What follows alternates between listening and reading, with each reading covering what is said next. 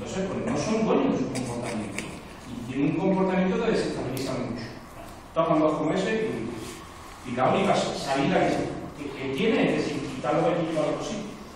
O si no, el resto no hay manera de controlar. Pero en el resto de los casos sí es lo que hay. Sí es que lo que hay. Los grupos no son ni malos ni buenos. Los grupos son, esto es lo que hay y esto es lo que puedes hacer. Ese que puede ser más positivo, ese que puede ser menos.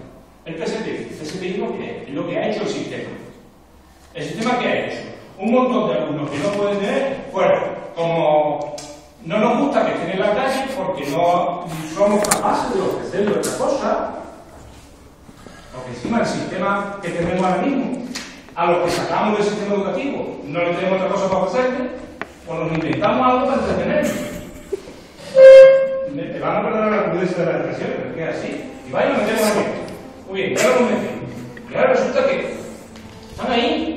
Ellos son víctimas, como yo les digo ayer a esta compañera. Si ellos son víctimas. Esas no son víctimas. Ahora, dentro de esas víctimas, hay algunos que han llegado, han sido deseantes al puntito de madurez. La mayoría les cuesta mucho más tiempo que a otras personas normales. Lleva más tiempo, pero algunos llegan. Y a veces, yo lo confieso, a mí se me hace a veces un día.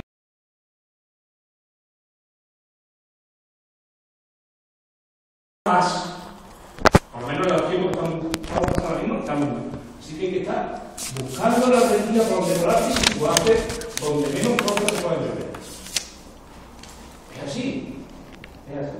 Donde menos cosas se pueden llover. Nadie va a venir a defenderse. Teoría de la democracia. Votar el partido que dice no.